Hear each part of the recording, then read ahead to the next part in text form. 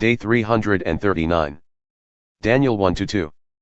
In the 3rd year of the reign of Jehoiakim king of Judah, Nebuchadnezzar king of Babylon came to Jerusalem and besieged it. And the Lord delivered into his hand Jehoiakim king of Judah, along with some of the articles from the house of God. He carried these off to the land of Shinar, to the house of his God, where he put them in the treasury of his God. Then the king ordered Ashpenaz, the chief of his court officials, to bring in some Israelites from the royal family and the nobility, young men without blemish, handsome, gifted in all wisdom, knowledgeable, quick to understand, and qualified to serve in the king's palace, and to teach them the language and literature of the Chaldeans. The king assigned them daily provisions of the royal food and wine. They were to be trained for 3 years, after which they were to enter the king's service. Among these young men were some from Judah, Daniel, Hananiah, Mishael, and Azariah. The chief official gave them new names. To Daniel he gave the name Belteshazzar, to Hananiah, Shadrach, to Mishael, Meshach, and to Azariah, Abednego. But Daniel made up his mind that he would not defile himself with the king's food or wine. So he asked the chief official for permission not to defile himself. Now God had granted Daniel favor and compassion from the chief official, but he said to Daniel, "I fear my lord the king, who has assigned your food and drink. For why should he see your faces looking thinner than those of the other young men your age? You would endanger my head before the king." Then Daniel said to the steward whom the chief official had appointed over Daniel, Hananiah, Mishael, and Azariah, "Please test your servants for 10 days. Let us be given only vegetables to eat and water to drink. Then compare our appearances with those of the young men who are eating the royal food, and deal with your servants according to what you see." So he consented to this and tested them for 10 days. And at the end of 10 days, they looked healthier and better nourished than all the young men who were eating the king's food. So the steward continued to withhold their choice food and the wine they were to drink, and he gave them vegetables instead. To these 4 young men God gave knowledge and understanding in every kind of literature and wisdom. And Daniel had insight into all kinds of visions and dreams. Now at the end of the time specified by the king, the chief official presented them to Nebuchadnezzar. And the king spoke with them, and among all the young men he found no one equal to Daniel, Hananiah, Mishael, and Azariah.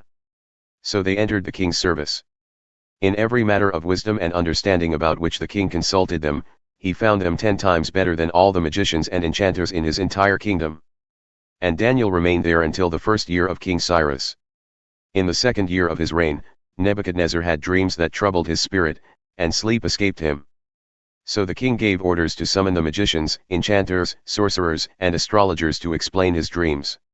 When they came and stood before the king, he said to them, "I have had a dream, and my spirit is anxious to understand it."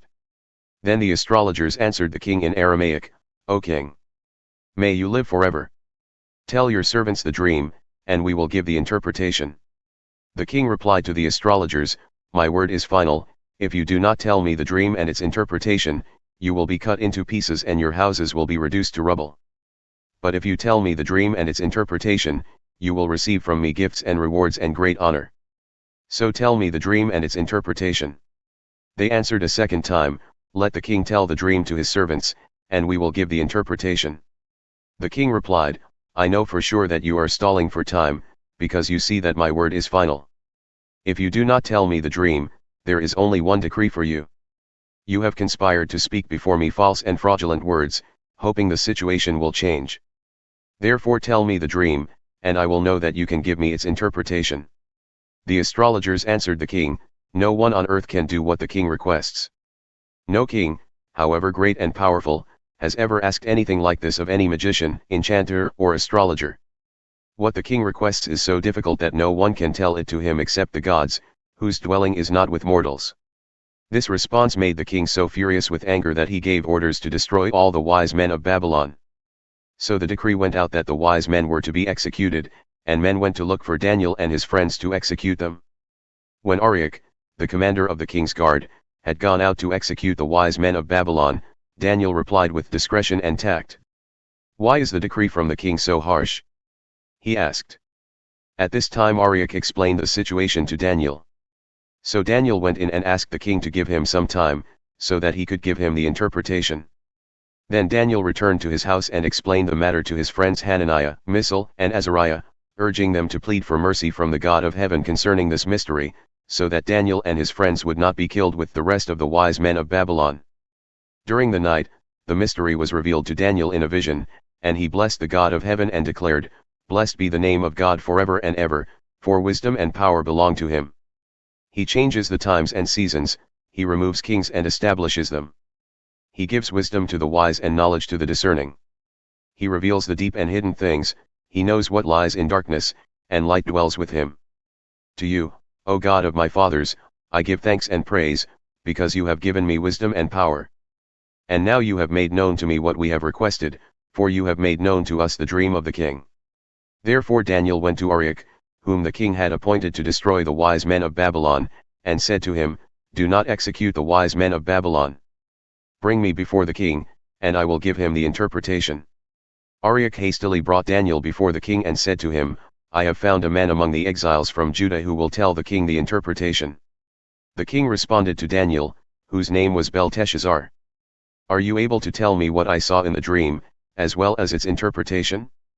Daniel answered the king, "No wise man, enchanter, medium, or magician can explain to the king the mystery of which he inquires. But there is a God in heaven who reveals mysteries, and he has made known to King Nebuchadnezzar what will happen in the latter days. Your dream and the visions that came into your mind as you lay on your bed were these: as you lay on your bed, O king, your thoughts turned to the future, and the revealer of mysteries made known to you what will happen.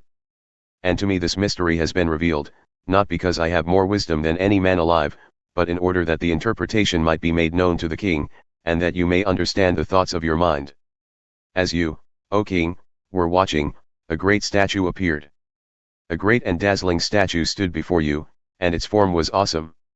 The head of the statue was pure gold, its chest and arms were silver, its belly and thighs were bronze, its legs were iron, and its feet were part iron and part clay.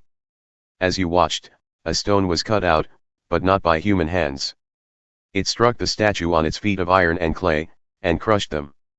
Then the iron, clay, bronze, silver, and gold were shattered and became like chaff on the threshing floor in summer. The wind carried them away, and not a trace of them could be found. But the stone that had struck the statue became a great mountain and filled the whole earth. This was the dream. Now we will tell the king its interpretation. You, O king, are the King of kings, to whom the God of heaven has given sovereignty, power, strength, and glory. Wherever the sons of men or beasts of the field or birds of the air dwell, he has given them into your hand and has made you ruler over them all. You are that head of gold. But after you, there will arise another kingdom, inferior to yours. Next, a third kingdom, one of bronze, will rule the whole earth. Finally, there will be a fourth kingdom as strong as iron, for iron shatters and crushes all things, and like iron that crushes all things, it will shatter and crush all the others. And just as you saw that the feet and toes were made partly of fired clay and partly of iron, so this will be a divided kingdom, yet some of the strength of iron will be in it, just as you saw the iron mixed with clay. And as the toes of the feet were partly iron and partly clay, so this kingdom will be partly strong and partly brittle. As you saw the iron mixed with clay, so the peoples will mix with one another, but will not hold together any more than iron mixes with clay. In the days of those kings, the God of heaven will set up a kingdom that will never be destroyed, nor will it be left to another people. It will shatter all these kingdoms and bring them to an end, but will itself stand forever. And just as you saw a stone being cut out of the mountain without human hands, and it shattered the iron, bronze, clay, silver, and gold, so the great God has told the king what will happen in the future. The dream is true, and its interpretation is trustworthy. At this, King Nebuchadnezzar fell on his face, paid homage to Daniel, and ordered that an offering of incense be presented to him. The king said to Daniel, "Your God is truly the God of gods and Lord of kings, the revealer of mysteries, since you were able to reveal this mystery." Then the king promoted Daniel and gave him many generous gifts.